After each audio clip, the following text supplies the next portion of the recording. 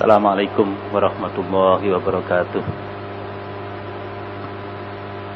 Bismillahirrahmanirrahim. Alhamdulillah. Nahmaduhu wa nasta'inuhu wa nastaghfiruh. Wa na'udzu bihi min syururi anfusina wa min sayyiati a'malina.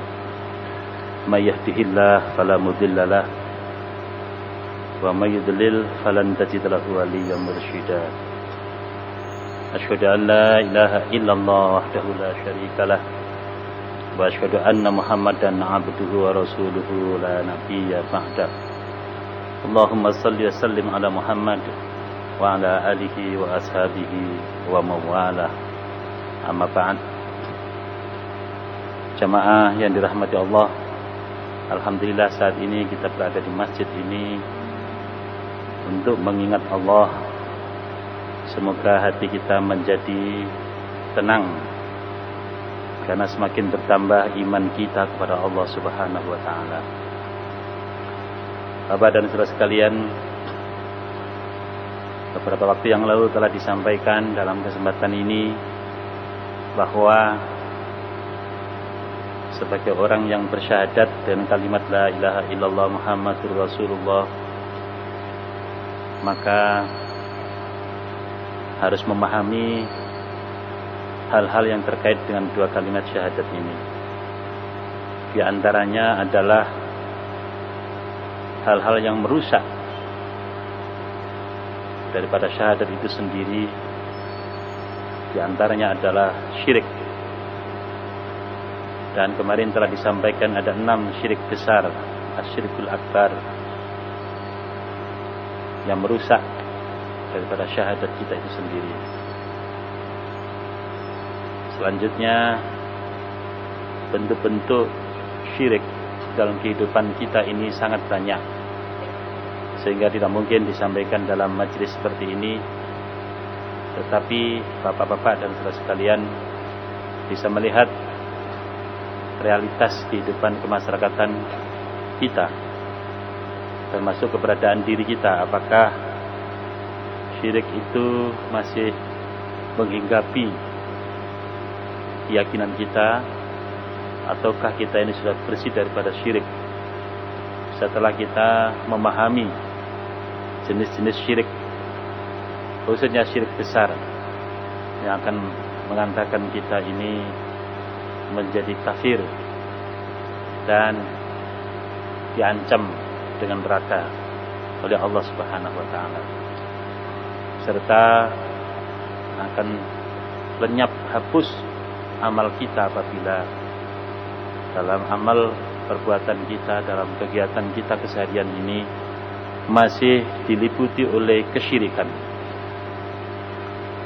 Kemudian selanjutnya adalah kekafiran atau kufur. Setelah kita memahami syirik dan diharapkan kita lepas daripada syirik, maka selanjutnya adalah kekufuran, kekafiran. Kekafiran ini juga termasuk perbuatan yang menghapus amal kita. Bapak-bapak dan saudara sekalian yang kami hormati, bahwa amal perbuatan kita ini diterima oleh Allah Subhanahu wa taala apabila menunjukkan kebenaran daripada syahadat kita, syahadatain kita.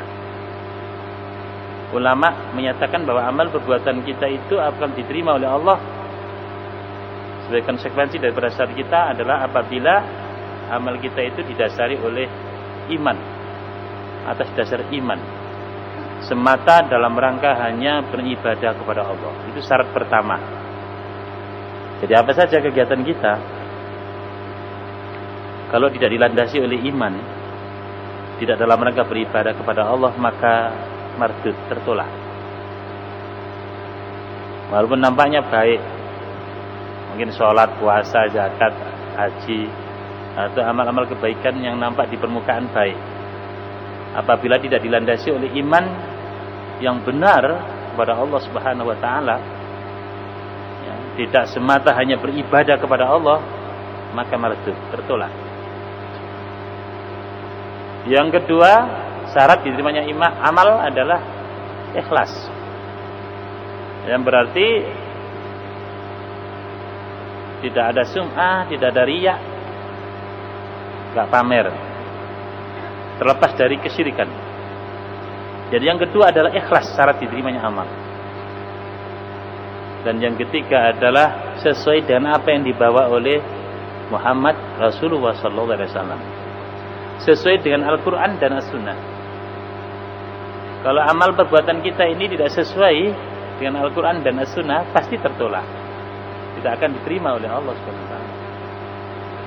Dan yang keempat, amal kita akan diterima oleh Allah Subhanahu wa taala apabila terlepas daripada kesyirikan dan kekafiran. Bapak-bapak dan saudara sekalian yang kami hormati, itulah amal yang akan diterima oleh Allah Subhanahu wa taala. Ada 4 syarat. Pertama, atas dasar iman dalam rangka hanya beribadah kepada Allah. Yang kedua, ikhlas. Yang ketiga, sesuai dengan apa yang dibawa oleh Muhammad Rasulullah SAW, sesuai dengan Al-Quran dan As-Sunnah. Dan yang terakhir, tidak dirusak, dihapus oleh kesyirikan dan kekafiran. Masalah kesyirikan sudah disampaikan beberapa waktu yang lalu. Sekarang kita akan bicarakan mengenai kekafiran. Kafaro yakfuru kufron, artinya adalah menutupi. Menutupi. Jadi ada yang menutupi. Umpamanya kopiah saya ini ada cahaya, saya taruh begini, maka tertutup oleh kopiah ini, menutupi, sehingga tidak mendapatkan cahaya. Makanya disebut apa? Tertutup atau menutupi. Kafara yakfuru kufran. Sebagaimana firman Allah dalam surat 48 ayat 29, yu'jibu zurra'a liyahidu bihimul kufar. Tanaman itu menyenangkan hati penanam-penanamnya karena Allah hendak menjengkelkan orang-orang kafir dengan kekuatan orang-orang mukmin. Kata kufar dalam ayat ini berarti para penanam yang menutup biji-bijian dengan tanah. Dalam terminologi syariat, kufur berarti mengingkari suatu bagian dari ajaran Islam, di mana tanpa bagian itu keislaman seseorang menjadi batal atau tidak sempurna. Maka mengingkari makna syahadat adalah kufur. Mengingkari bagian vital ajaran Islam yang diharamkan seperti riba atau diwajibkan seperti sholat adalah kufur. Mengingkari salah satu hukum pidana Islam seperti hukum bagi pencuri, pezina dan lainnya adalah kufur, dan seterusnya. Jadi bapak dan saudara sekalian yang kami hormati, itu arti kafir ya, kufur, mengingkari, menutupi, ya, sehingga dia tidak mengikuti petunjuk, tidak mendapatkan petunjuk. Innal ladzina kafaru sawa'un 'alaihim a'angdartahum am lam tungdirhum la yu'minun. Sesungguhnya orang-orang yang menutup diri, kafir itu, menutup diri dari petunjuk, sawa'un 'alaihim, sama saja atas mereka. A'angdartahum, apakah engkau beri peringatan mereka itu, am lam tungdirhum, atau tidak engkau beri peringatan, la yu'minun, mereka tidak akan beriman. Jadi kalau orang sudah menutup diri, yang berarti tidak mau menerima petunjuk, diberitahu atau tidak diberitahu sama saja. Kalau sudah menutup diri, coba sekalian, itu makna kafaru, menutup diri. Nah, menutup diri karena apa? Nah, itu nanti akan ada penjelasan bermacam-macam tentang kekafiran. Jenis-jenis kufur ada 2 jenis. Kufur besar, yaitu mengingkari bagian tertentu dalam Islam, dari Islam, yang tanpa bagian itu keislaman seseorang menjadi batal. Jadi al-kufrul akbar, kufur besar Pak ya. Ada kufur besar, ada kufur kecil. Ada syirik besar, ada syirik kecil. Jadi kufur besar ini mengingkari bagian tertentu dari Islam, yang tanpa bagian itu seseorang menjadi batal. Sedangkan kufur kecil yaitu mengingkari bagian tertentu dari Islam yang tanpa bagian itu keislaman seseorang menjadi tidak sempurna. Kufur kecil mengingkari bagian dari Islam, ya, yang dengan bagian itu keislaman seseorang menjadi tidak sempurna. Kalau kufur besar menjadi batal keislamannya. Kalau kufur kecil menjadi tidak sempurna keislamannya. Sedangkan kufur besar itu akan membatalkan amal. Tadi saya disampaikan. Matalul ladzina kafaru bi rabbihim a'maluhum karumatin ishtaddat fihi ar-rih fi yaumin 'asif. Orang-orang kafir, orang-orang yang kafir kepada Tuhannya, amalan-amalan mereka adalah seperti abu yang ditiup angin dengan keras pada suatu hari di mana terjadi angin kencang. Jadi Bapak dan Saudara sekalian, orang-orang yang kafir kepada Allah, maka amal-amal mereka itu seperti debu, seperti abu yang ditiup angin keras pada saat hari di mana ada angin kencang. Jadi habis begitu aja, musnah. Kekafir-kafir besar menyebabkan keabadian dalam neraka. Walladzina kafaru yatamatta'una wa ya'kuluna kama ta'kulul an'am wan naru mathwal lahum. Dan orang-orang yang kafir itu kerjanya bersenang-senang di dunia ini dan makan-makan seperti binatang ternak. Maka nerakalah tempat yang layak bagi mereka. Orang kafir itu mau hidupnya aja bersenang-senang aja di dunia ini, makan, minum, bersenang-senang aja seperti binatang. Maka nerakalah tempatnya. Innal ladzina kafaru min ahlil kitabi wal musyrikin fi nari jahannam khalidina fiha ulaika hum syarrul bariyah. Sesungguhnya orang-orang kafir dari ahli kitab dan orang-orang musyrik itu kelak di neraka jahanam. Mereka kekal abadi di sana. Mereka itu adalah sejelek-jelek manusia, sejelek-jelek makhluk, seburuk-buruk makhluk. Bapak dan Saudara sekalian, ini adalah al-kufrul akbar, kafir yang besar ini. Orang kafir dari ahli kitab dan orang musyrik itu diancam oleh Allah Subhanahu wa taala akan dibasuhkan ke dalam neraka jahanam.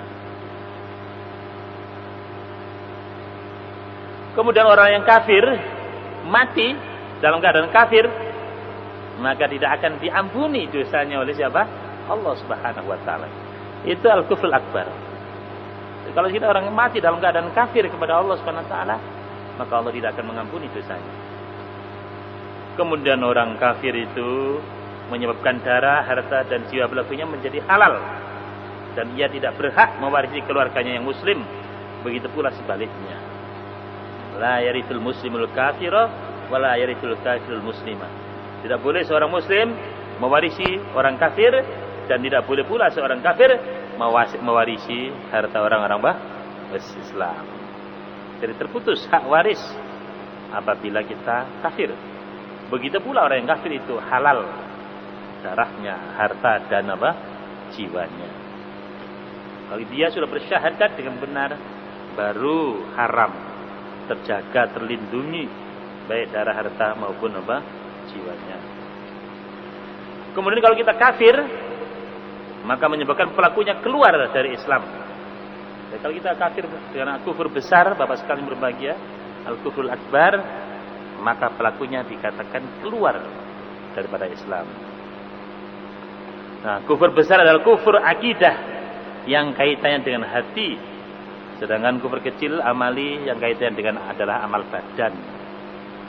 Bapak-bapak dan saudara sekalian yang kami hormati, jadi kita harus mewaspadai tentang hal-hal yang menyangkut kekafiran itu, khususnya al-kufrul akbar, kufur besar. Karena hal itu menyebabkan kita, satu, tidak diampuni dosa kita, diancam dengan neraka, bakal abadi di dalamnya, ya, kita keluar dari Islam, ya, ya, kalau kita sudah kafir, halal harta, jiwa dan kehormatan kita, kemudian kafir besar, berarti kita batal amal-amal kita, mardud, tertolak. Kemudian jenis-jenis kufur besar. Yang pertama adalah kufur takdzib. Nah, sekalian, jadi katakan kufur besar, kekafiran yang besar itu adalah, yang pertama adalah kufur takdzib, yaitu kufur pendustaan. Maksudnya adalah menyampaikan kebenaran yang bertentangan dengan kenyataan sebenarnya, atau mengklaim bahwa Rasulullah membawa ajaran yang bertentangan dengan kebenaran. Nah, sekalian, jadi kalau orang itu tidak mau mengakui kebenaran yang dibawa oleh Rasulullah SAW, Al-Quran, As-Sunnah, itu tidak mengakui, mendustakan. Ya. Dan yang lainnya dikatakan benar, nah itu pendustaan namanya. Sebagaimana firman Allah, "Wa man adzlamu mimman iftara 'ala Allahi kadziban aw kadzdzaba bil haqqi lamma ja'ah, alaysa fi jahannama maswan lil kafirin." Dan siapakah yang lebih zalim daripada orang-orang yang mengada-adakan kedustaan kepada Allah? Jadi kalau Allah manusia tidak mengikuti apa yang datang dari Allah SWT, membuat-buat yang lain, mengada-adakan yang lain, ya, atas nama Allah, apalagi begitu, atau mendustakan yang hak, tatkala yang hak itu datang kepadanya, bukankah dalam neraka jahanam itu ada tempat bagi orang-orang yang kafir itu? Jadi mendustakan ayat-ayat Allah, mendustakan kebenaran yang dibawa oleh Rasulullah, termasuk adalah kufur takdzib, yaitu kufur dalam arti mendustakan. Maka barang siapa yang menganggap bahwa Allah telah mengharamkan atau menghalalkan sesuatu, sedang dia tahu itu tidak sesuai dengan perintah dan larangan Allah yang sebenarnya, nah itu mendustakan.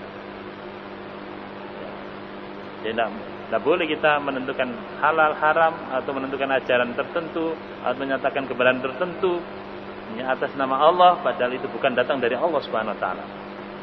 Atau menolak kebenaran yang dibawa oleh Rasulullah, misalnya dengan menganggap bahwa beliau berdusta, atau ajaran yang dibawa oleh beliau bertentangan dengan kebenaran yang diperintahkan Allah, maka dinyatakan kafir dengan jenis kufur takdzib.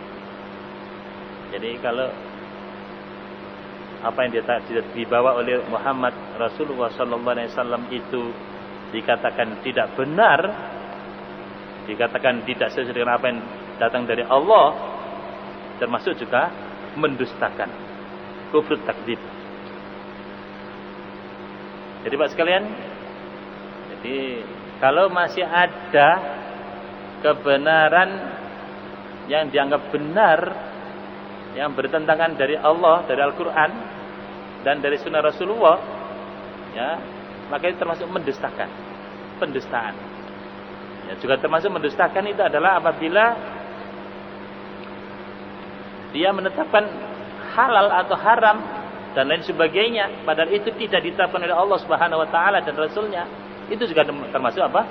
Pendustaan.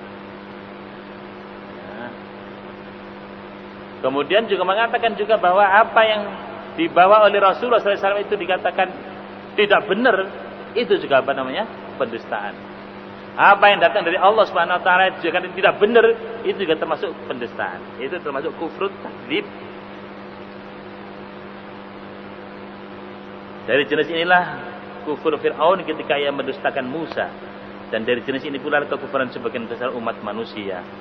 Allah berfirman, wa kadzdzaba bihi qaumuka wa huwal haq, dan kaummu mendustakannya, padahal mendustakan azab, padahal azab itu benar adanya.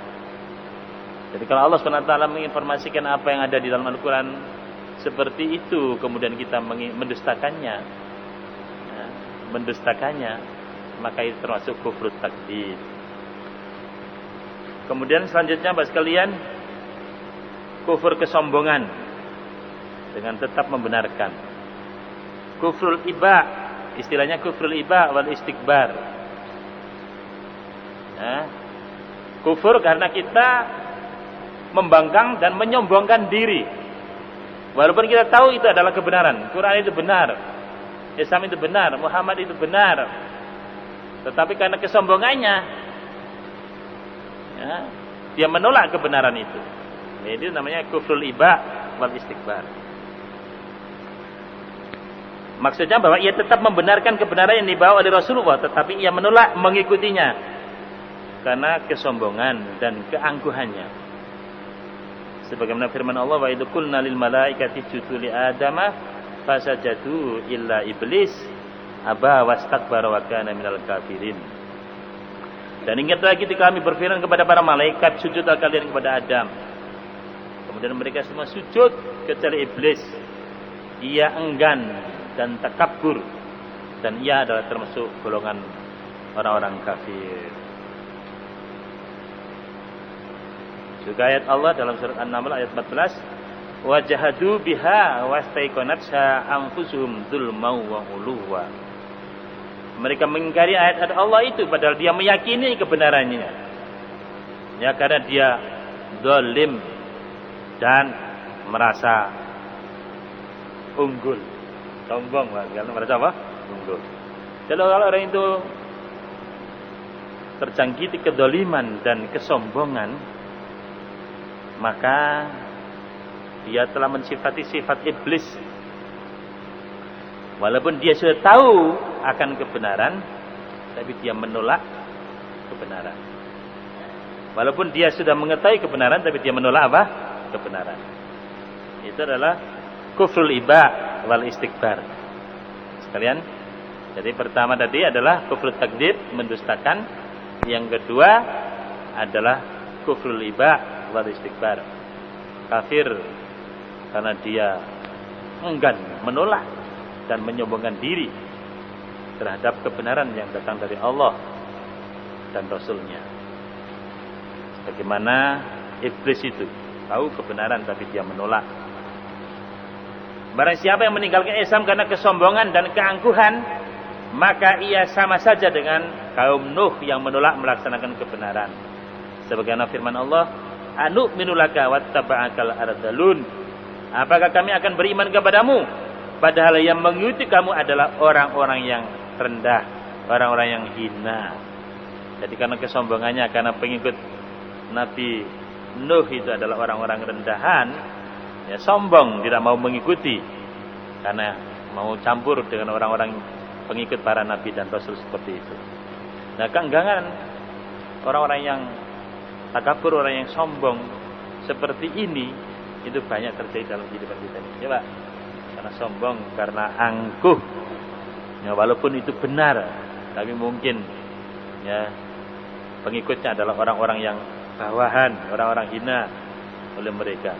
Sebagaimana firman Allah tersebut, apakah kami harus beriman kepadamu, wahai Nuh, sedangkan pengikutmu itu adalah orang-orang yang hina seperti itu. Maka menolak kebenaran karena kesombongan seperti itu adalah kafir dan termasuk kufur akbar. Yang ketiga adalah kufur keraguan, ragu, kufur syak.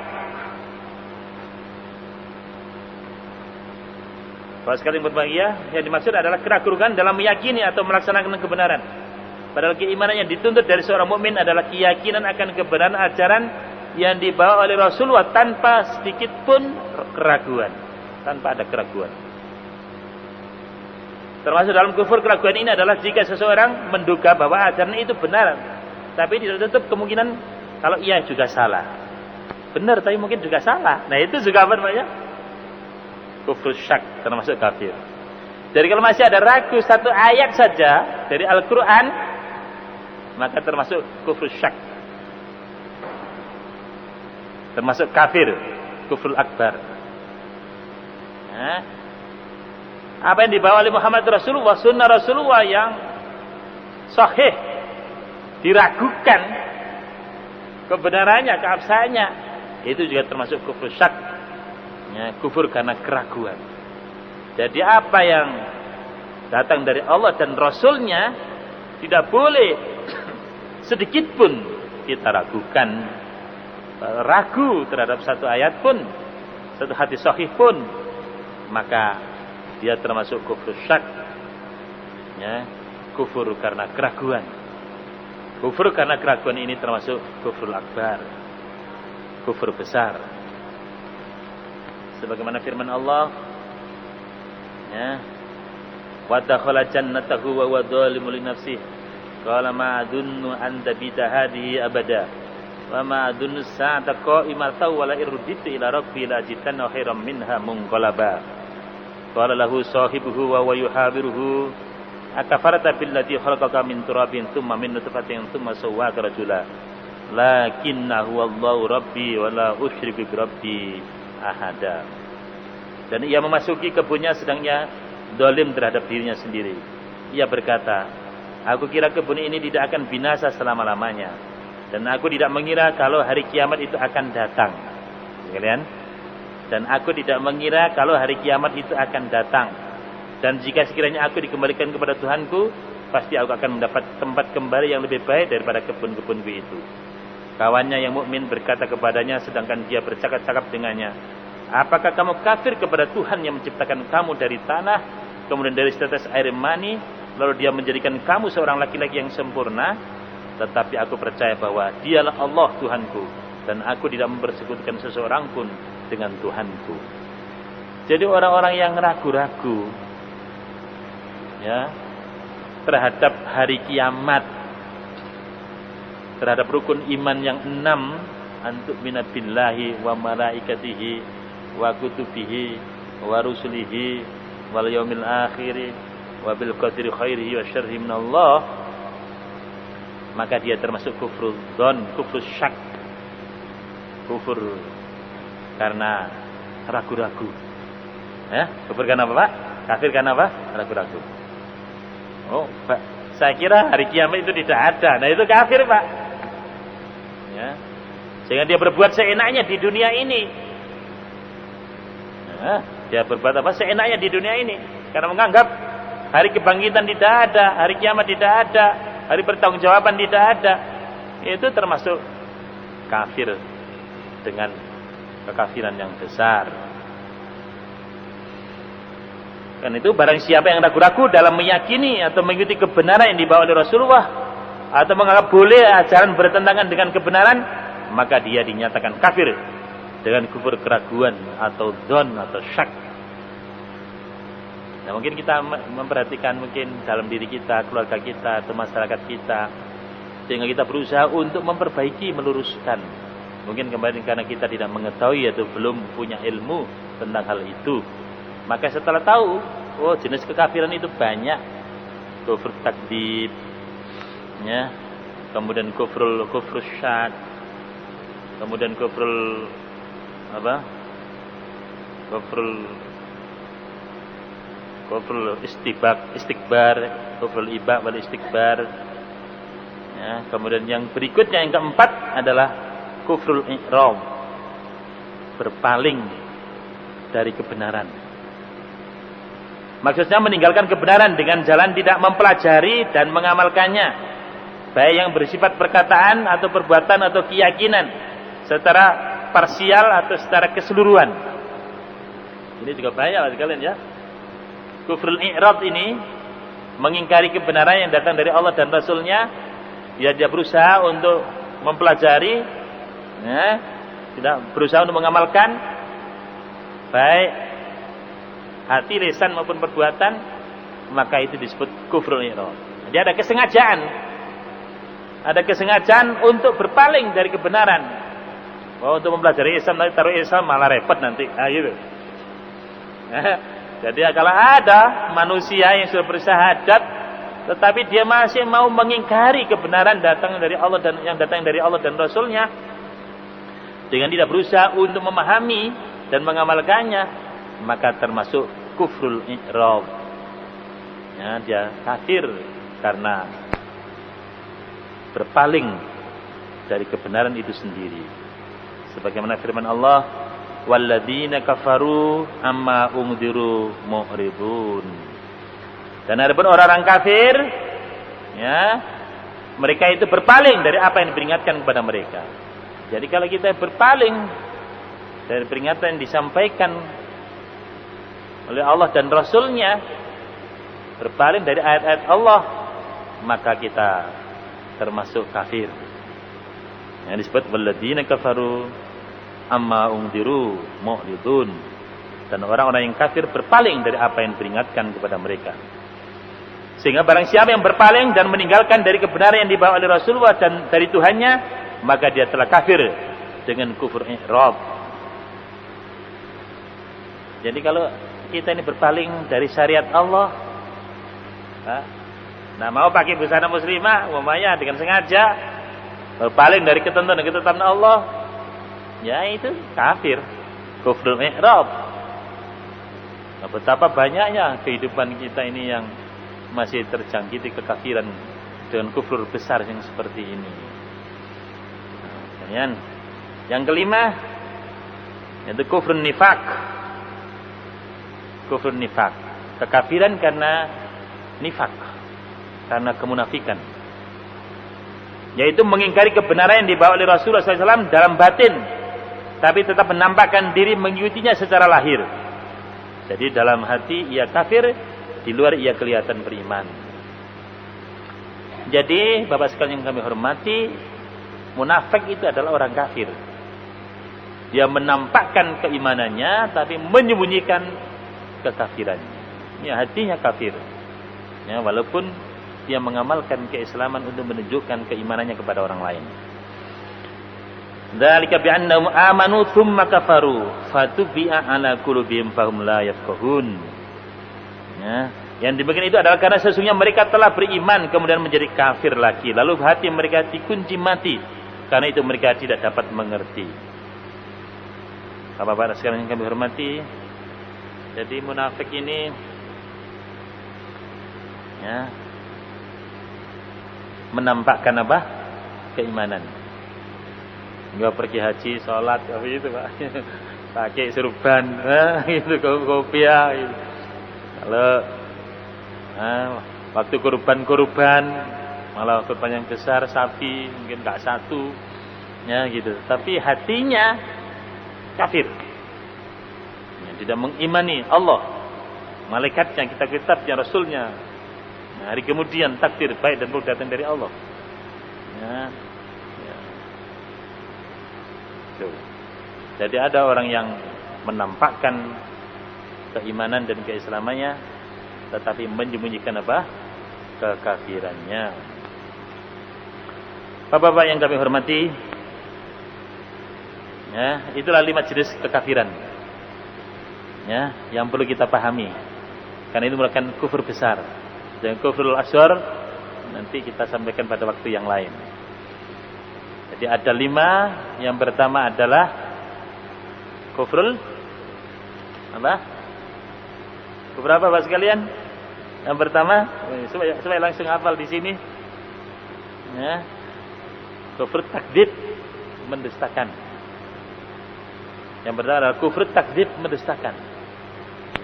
Mendustakan Allah, mendustakan Rasulnya adalah termasuk kafir besar. Yang kedua adalah kufrul ibah wal istikbar. Kafir karena sombong. Tahu kebenaran tapi kita enggan karena sombong kita ini. Mungkin tidak tahu lah, sombongan itu mungkin karena kesombongan pribadi, karena mampu, atau karena merasa dia dari suku yang unggul atau apa, atau dari bangsa yang hebat, ya, sehingga ada hijab yang membuat dia mengingkari kebenaran itu sendiri. Ya.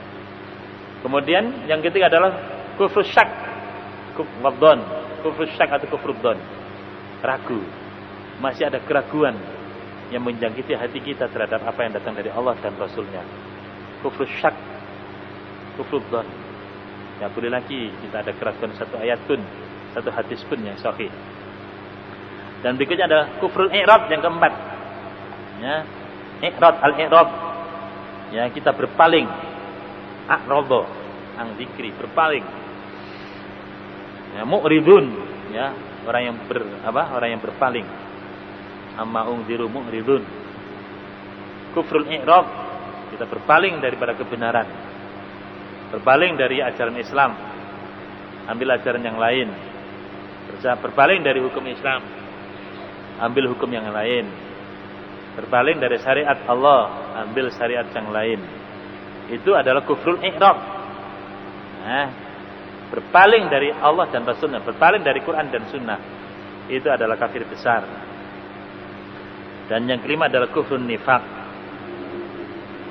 Nah, kufrun nifaq, yaitu menampakkan keimanan dan keislaman tapi menyembunyikan kekafiran. Artinya hatinya ingkar kepada Allah dan Rasulnya, walaupun di dalam pelaksanaan keseharian menunjukkan keimanannya. Masih ada juga yang menambah satu, kufrul juhud, ya, yaitu kafir yang karena mengimani ajaran yang lain, beragama Yahudi, Nasrani, Majusi, Hindu, Buddha dan lain sebagainya. Termasuk kufrul apa? Juhud. Ya, di buku ini hanya disebutkan 5, tetapi di kitab yang lain disampaikan ada 6 kufrul juhud, ya, karena dia telah beragama atau meyakini agama yang lain, agama Yahudi, agama Majusi, agama Nasrani, kan itu ya, agama Hindu, agama Buddha dan lain sebagainya. Begitu itu dia mengambil agama yang lain, bukan Islam. Saya kira demikian Bapak-bapak dan sekalian yang kami hormati, jenis-jenis al-kufrul akbar, kekafiran yang besar untuk kita ketahui, agar kita yang sudah bersyahadat dengan kalimat la ilaha illallah Muhammadur Rasulullah itu tidak terjangkiti, tidak melakukan hal-hal yang terkait dengan kesyirikan maupun kekafiran. Karena itu kalau menjangkiti amal perbuatan kita, kalau itu masih menghiasi kehidupan kita, maka amal kita menjadi tertolak, ya, tidak diterima oleh Allah Subhanahu wa taala. Karena syarat sah dia, di antaranya diterimanya amal itu adalah, ya, terlepas daripada kesyirikan dan kekafiran. Saya kira demikian apa yang dapat kami sampaikan dalam kesempatan ini. Mudah-mudahan pengetahuan kita, upaya kita untuk memahami hal-hal yang menyangkut apa-apa yang membuat amal kita diterima oleh Allah dan yang ditolak oleh Allah Subhanahu wa taala, yang dalam kesempatan ini yang membuat amal kita ditolak, mardud oleh Allah Subhanahu wa taala adalah masalah kekafiran ini. Mudah-mudahan kita terlepas daripada kekafiran yang ada ini. Mungkin masih ada yang ditanyakan atau ditambahkan dalam kesempatan ini. Mari Bapak sekalian, 2 menit waktu isya. Baik Bapak sekalian yang berbahagia, doa bersama antar lintas beragama. Ya, itu tidak ada di dalam Islam. Tuh. Ya. Sebenarnya kalau kita berdoa menurut tuntunan Rasulullah, karena berdoa itu adalah ibadah, gitu ya. Kemarin kan begitu Pak ya. Jadi berdoa itu hanya kepada Allah saja, tidak boleh diberikan kepada yang lain. Dan cara berdoa itu adalah sebagaimana yang dicontohkan oleh Rasulullah SAW. Jangan cari cara yang lain yang tidak dicontohkan oleh Rasulullah SAW. Maka kalau kita berdoa hanya kepada Allah, walaupun kumpul dengan mereka orang banyak, tidak jadi masalah. Tinggal caranya. Kalau cara kita itu benar, sebagaimana dituntunkan oleh Rasulullah SAW, juga tidak jadi masalah. Nah, mungkin kebiasaan kita di negeri ini, karena negara ini bukan negara Islam, pemerintahan ini bukan pemerintahan Islam, maka seringkali hal itu terjadi Pak ya. Kita doa bersama, ya, agar menampakkan keguyuban sebagai umat beragama seperti itu. Sebenarnya Bapak sekalian, di dalam hal beribadah seperti ini kita punya cara tersendiri. Oleh karena itulah maka hal-hal yang seperti itu lebih baik kalau tidak ada dasarnya kita tidak usah lakukan. Dan masalah doa itu adalah masalah mukhul ibadah, intinya ibadah. Dan doa itu hanya kita berikan kepada Allah saja. Jangan mengesankan bahwa doa itu boleh diberikan kepada yang lain selain Allah. Kalau kita melakukan syiar seperti itu pun juga tidak dibenarkan dalam apa? Islam. Ya. Apalagi cara-cara itu tidak dicontohkan oleh Rasulullah. Jadi lebih banyak mudaratnya daripada apa? Manfaatnya. Jadi ada persoalan besar Bapak sekalian berbahagia yang masih harus kita perjuangkan, bagaimana Islam ini menjadi syariat dalam kehidupan kita ini, dalam kehidupan keluarga kita, masyarakat kita, berbangsa dan bernegara kita ini, ya, sehingga pemerintahan kita ini nanti pada saatnya semata hanya beribadah kepada Allah bukan yang lain, seperti yang dicontohkan oleh Rasulullah SAW, sehingga selanjutnya perjalanan kita menjadi selamat, sehingga apa yang dilakukan oleh bangsa ini, oleh pemerintahan ini diterima oleh Allah Subhanahu wa taala, mengundang ridha Allah, itu yang harus kita upayakan, Pak. Jadi saya kira doa bersama antar umat beragama seperti itu tidak perlu kita lakukan. Sebaiknya pemerintah memberikan imbauan agar umat beragama itu masing-masing melakukan doa. Gitu aja jauh lebih bagus. Sesuai dengan apa? Caranya masing-masing, syariatnya masing-masing. Karena lakum dinukum waliyadin. Saya kira begitu, Pak. Bijaksana kalau kita sudahi dengan doa kafaratul majlis. Subhanakallahumma bihamdika asyhadu an la ilaha illa anta astaghfiruka wa atubu ilaik. Walhamdulillahirabbil alamin. Wassalamualaikum warahmatullahi wabarakatuh.